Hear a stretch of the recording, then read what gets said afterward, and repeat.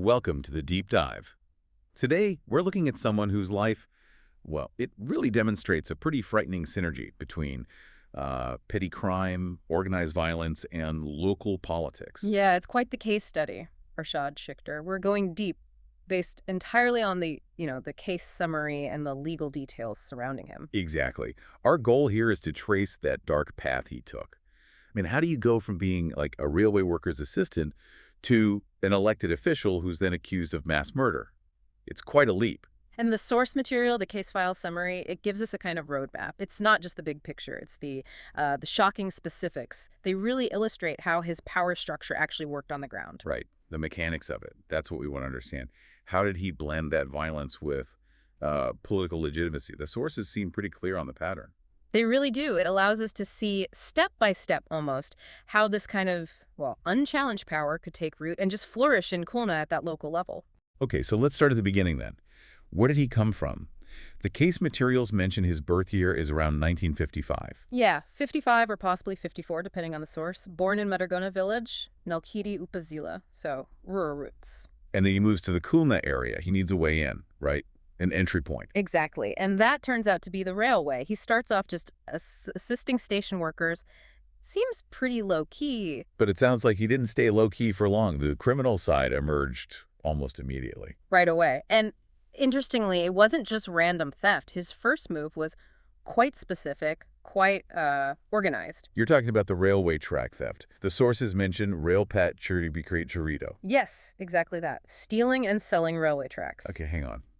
Why is stealing railway tracks? Yeah. Why is that significant? How does that build an organization? Seems like hard work. Well, think about it. It's not like grabbing a wallet. Railway tracks are heavy, bulky. You need tools, you need people, probably trucks, serious logistics. And you need to either do it secretly late at night or you need someone in authority looking the other way. It's a valuable material.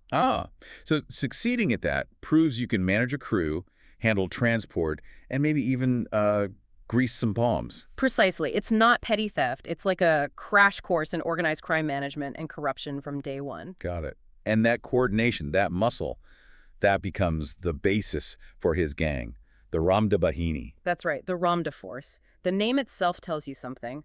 A Randa is a heavy knife, like a machete. So violence implied right in the name. Very much so. And once they were established, they broadened their scope beyond just the railway theft. They focused on control, establishing what the sources call Dakal Bayabosta. Dakal Bayabosta. What does that translate to, practically speaking? Like a system of occupation? Pretty much. Occupation and control, primarily targeting the Khulna Ghat area. The Ghat area? Yeah. That's the port, right, a major transit point. So strategically vital. Absolutely. Control the Ghat, you control commerce, shipping, everything moving through there. And this Dakal Bayabosta, how did it affect ordinary people, businesses there? It meant everything ran through them. Theft, robbery, sure, but also systematic extortion. If you were a trader, a worker, anyone operating in that zone, you paid up or you faced the Ramda Bahini. So he's basically carving out his own little kingdom through violence. He was establishing local territorial control, yeah, through brute force. Okay, so he's got the force, the territory, the money coming in. That's already a serious criminal setup. But then he makes this jump into politics. He actually gets elected Commissioner of Ward 8. And this is where it gets really interesting. Why bother with elections if you already have the Ramda force? Right. Why the hassle? Well, it's about scaling up and protection, legitimacy, even if it's just a veneer. A shield. Exactly. As commissioner, he could use state mechanisms, permits, local police influence, zoning to help his criminal side, and maybe gain some immunity. So the state tools start working for the crime, not against it. That's the idea. And his economic crimes escalated. They weren't just shakedowns anymore. They became, like, policy backed by violence. And the allegations really show this blend, don't they? The sources talk about him seizing property, private property, not just extorting cash. Yes, seizing strategic assets. And the most notorious example, the one everyone points to, is the ice factory. The Borov coal. He took over an ice factory. Teased it. And this wasn't just any building. It became the absolute hub of his operations, both economic and, well, the darker stuff. Let's focus on that ice factory for a second. Why ice? What's so strategic about controlling ice in Khulna? Well, Khulna's a port city, right? Hot climate. Think about fishing, perishable goods, food transport. Ice isn't a luxury, it's essential, absolutely vital. Okay, so if you control the ice. You control the lifeline for a huge chunk of the local economy. Fishermen, markets, transport businesses, they all need it daily. And the sources say he didn't just own it. He forced people to buy from him, exclusively from his factory. That's the crucial part. It wasn't just pay me protection money. It was, you will buy your essential ice supply from my factory at my price. It's a forced monopoly. Wow. That's a whole different level of control than just extortion. Totally different. Extortion takes a cut. Monopoly dictates the entire market. He created mandatory demand for his product, backed by the Ramda Bahini, and, crucially, shielded by his political office. So try to buy ice elsewhere, or maybe resist his demands in other ways. And you're cutting off your own business's survival. The economic chokehold was absolute. And here's where it gets really grim.